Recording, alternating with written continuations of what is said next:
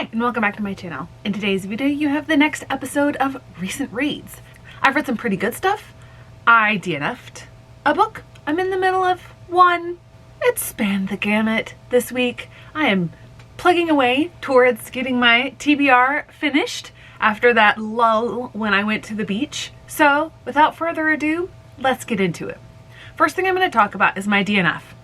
And this is a big step for me because I used to never DNF books unless there was just something horrible in it, and usually I did that within like the first few pages or so. More and more, I've started to DNF things, and this one was just, I'm reading along, there's nothing objectionable to it, I just didn't care. And when I thought about picking the book back up, I went, I don't really want to. So I think that's a sign that I don't have to spend any more time on this book. And that is Stealing Thunder by Elena Boyden. So I picked this book up. It's my Buzzwordathon book. The buzzword is weather-related words, so thunder. But the reason that I had this book to begin with is because in my old, I forget what it was called, my coffee and book club subscription, I got the second book in the series and then picked this one up from Thrift Books. There's nothing wrong with this book. I just never connected with the characters. I thought that the love story was rather, textbook insta-love and like undying insta-love basically. They're not like super overly emotional about it, which is why you might not think that it's insta-love at the beginning. It's vaguely fantasy because there are some creatures that they ride that are somewhat like dragons, but I don't think they are dragons. I think they're maybe based on dragons. And I was just bored. I could not tell what the overarching goal of the book was. What's the conflict? What's driving this? What are we trying to solve? Because there were conflicts. There were problems. It felt like day in the life, but yet not. So I'm DNFing that, which means I'm also unhauling book 2. Next, I'm going to talk about the books that I read physically. And unlike last week, I have way more of those than of the audiobooks. So I'm first going to talk about a series that I finished, which is the Track series by Jason Reynolds. And I also realized that one of the things that is so confusing is there's Jason Reynolds and there's also Justin Reynolds, and they are both phenomenal authors. Justin Reynolds writes the Miles Morales books. He also, I think, wrote Long Way Down. And for so long, I'm like, wait, I thought that, this person wrote that book and that this person had more books. It's because their names are so similar. These books are phenomenal. So I first read the first book in the series, Track, which I need to get. In that book, the main character is Ghost. And that's what he goes by. His actual name is Castle. And he is brand new to running. And he joins this team. They are fairly competitive, pretty skilled, etc. He's learning a lot. He's got a lot going on with his story. It's been a while since I've read that one, so I'm not going to talk about that.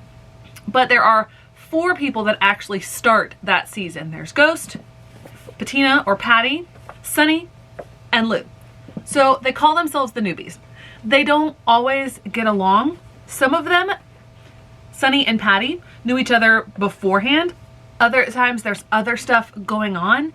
But basically in each of these books, Jason Reynolds tells the story of that particular kid, and he shows a different aspect of daily life. So let's look at Patty first. Patty, because that's the one I read first. So Patty is the first of 2 children. That's her younger sister there on the front cover. She lives with her uncle and aunt who have adopted them. But her mother is still in their life. Their dad died unexpectedly in his sleep. Their mom, in her grief, she didn't take care of herself. She had diabetes, but because she didn't take care of herself, it led to first her feet and then her legs being amputated.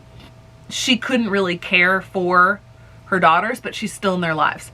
And so that is a lot to deal with. it's daily life. It's exploring that. It's exploring that in connection with the school and with the school that she goes to, because she ends up going to an all-girls charter school when she moves in with her aunt and uncle. The aspects of this life, it's like, these are what kids deal with when they come to school. So as a teacher, it's like looking at what are the traumas that they bring to school. It's a fascinating and heartbreaking picture of what's going on. My favorite of the four is also the shortest, but it is Sonny. So Sonny is an only child. He is homeschooled, very alternative type of homeschooling. And the reason that he's an only child is because his mom died in childbirth. There was an amniotic embolism. That thing hovers over their lives, and it really affects the interactions between Sonny and his dad. So this is told in epistolary format. I don't know if you can see the Dear Diary, because he's writing in his diary, and at one point he writes to his mom, at one point he writes to his dad, but this is mainly him writing in his diary. And he also has a very quirky is a sort of crutch word to lean on, but Sonny sees the world differently than a lot of people. He sees the world through sound. And I know I said see and sound, but that's how he operates. And he runs the mile. Yeah, he runs the mile and is like always winning. But then there was this one match where he's just like, I don't want to do this anymore. And the reason that he always did it was because his mom was also a runner, and obviously she never got to live out her dream. And his dad keeps telling him that, and his dad is not dealing with his grief well either. And I teared up so many times reading this book. It's raw, it's emotional. Hands down, this is the best out of all of them. Which meant that the last in the series suffered a little bit in comparison, just because of how much I loved this one. But with Lou, it's short for something, but I don't remember what that is. Lou is also an only child because, like his parents, had so much trouble getting pregnant. They thought it was never going to happen. It happens with him. And he feels very lucky. His parents are very open and welcoming. He also has albinism as a black kid, which obviously is going to bring a lot of complications into his life. And he's learning how to deal with all of that, and also the unexpected news that lightning has struck twice because his mom's now pregnant again, which they never thought would happen. And so it's another exploration of different types of life struggles and happenings. His dad used to sell drugs, and he has now basically repented, you could say, of that, and he works to help people get back on their feet. But there is something that happened with his dad and the coach of their team that also is like this full circle moment from the very beginning of the series. And this whole series is so well done, and they're quote unquote easy to read because they're shorter, but it's just a fantastic exploration of, I'm doing a terrible job trying to summarize and talk about these books, but I really enjoyed them. So Patina and Lou both got 4 stars, and Sonny got 4.5 stars. Next we have The Sword Defiant. I'm using this month as the book both for Caffeine and Legends and for Inkstone, which will be the first for Inkstone, because this was the duplicate where I tried to skip this month in Caffeine and Legends, but skipped the wrong month. So The Sword Defiant. I was a little nervous going into this because I don't even know why. I wanted to like it. I wanted to really enjoy it and be able to have a series that I would enjoy, because this is book 1 of a new series. This met and exceeded my expectations. And it starts off, I read the first chapter, had to stop reading for some reason, like right after the first chapter, and went, wow, I I really like this. Like, Hanrahan hooked me right from the very first chapter. So the setup for this is you have this world where there were 9 people who had come together, epic quest story, had defeated the big bad, and they were now the epic heroes. It's now 20 years later. They're still considered the epic heroes.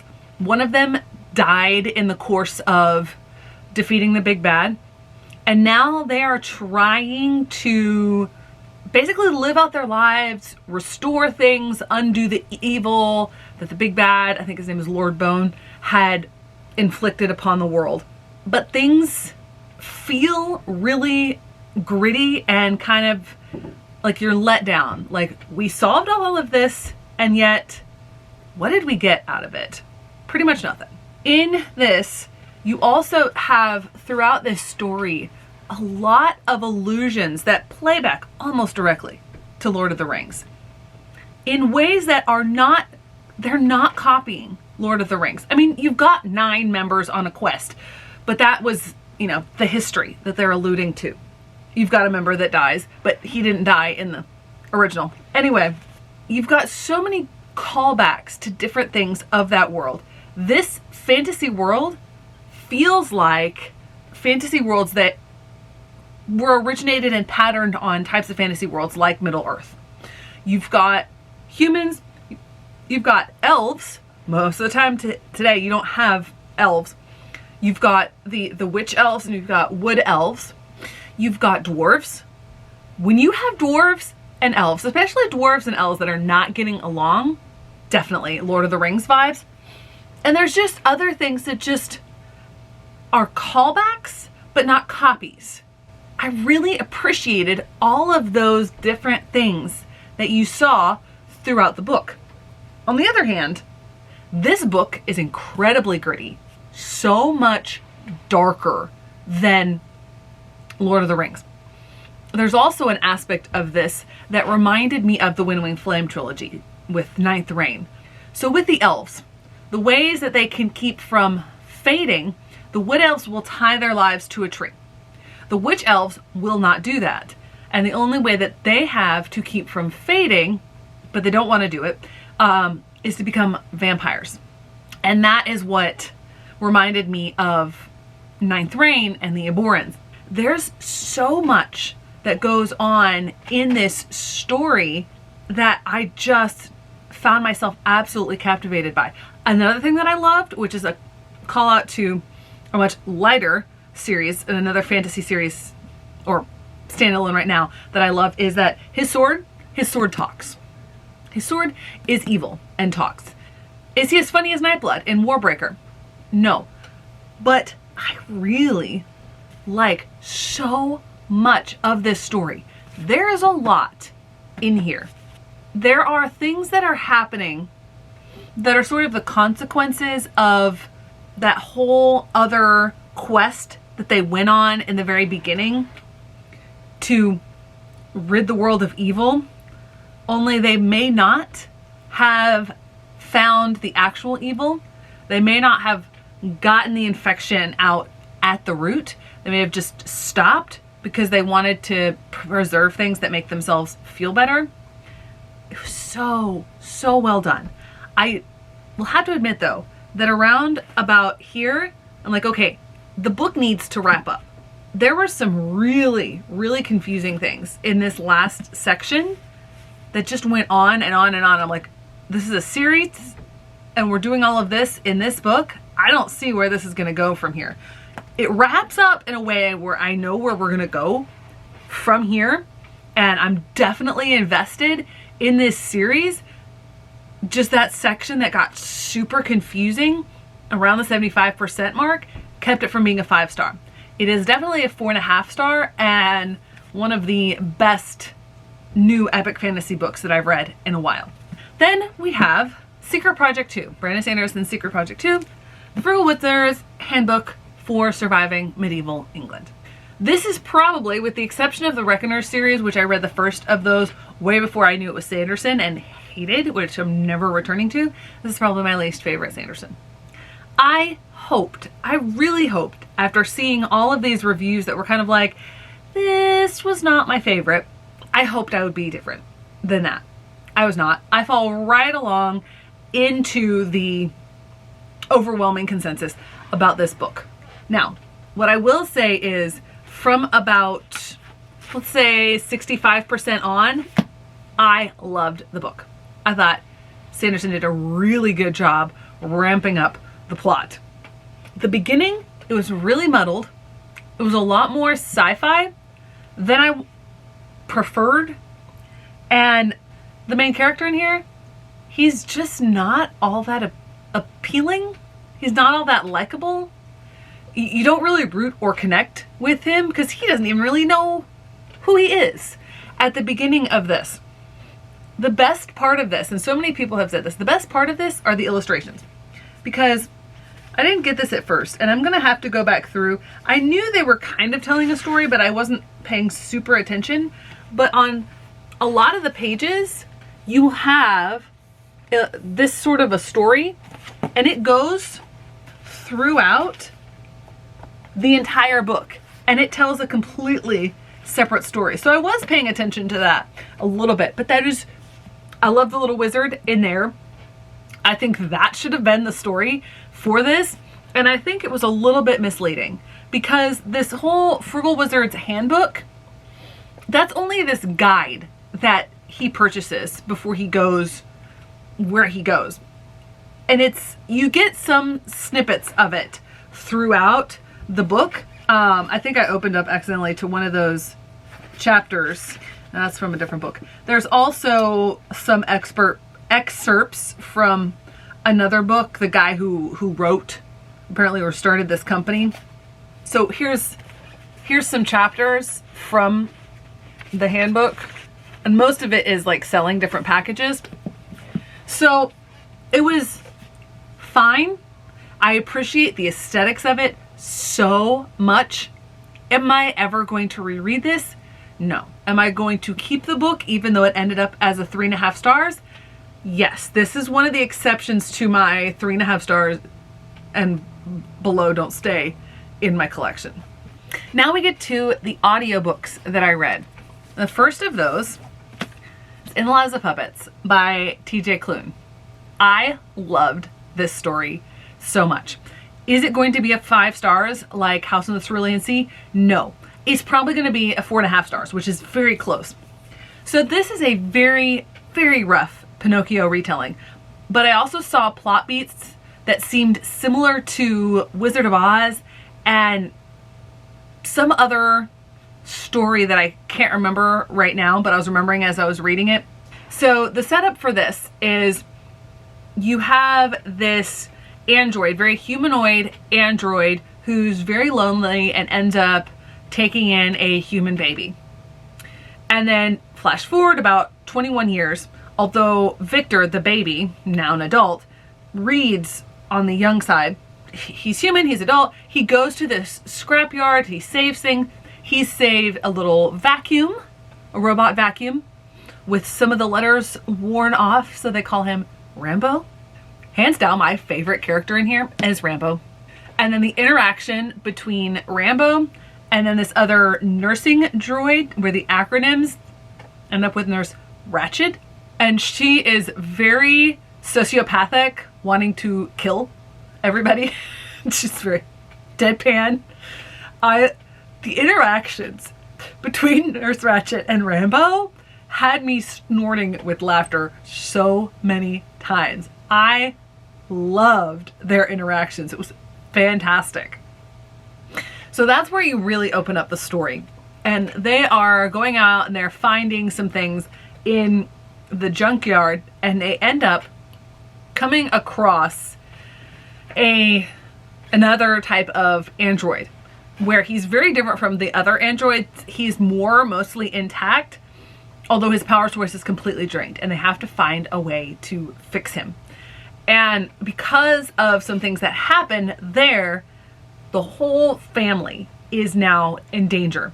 The way that TJ Klune explores family and relationships and what makes a person human is so well thought out through this book, because, I mean, it doesn't get revealed specifically until later, but it's very clear early on that Victor is basically the last human.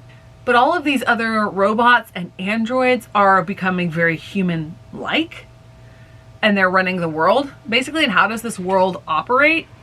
And what does it mean to have a conscience? All these different aspects of being human. I thought it was so well done.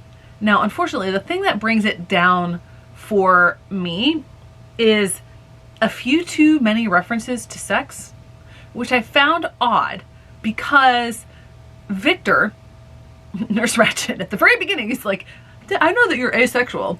So it just comes out and says it. But Victor is pretty much asexual in this book, and he's very uncomfortable at these different descriptions.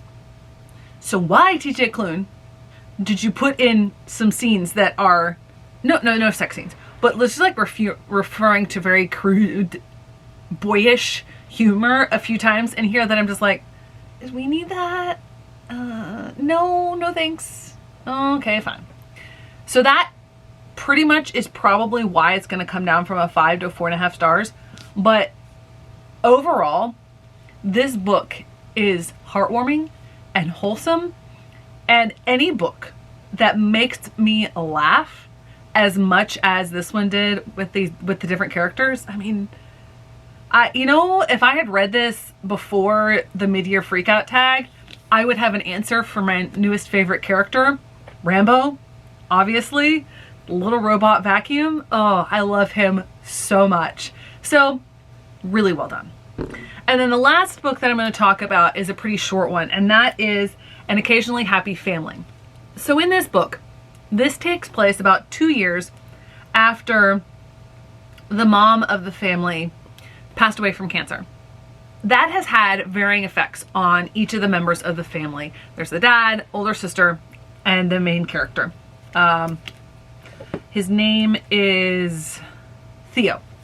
They end up taking this vacation every year, usually to Grandma's house in Oklahoma is what they say.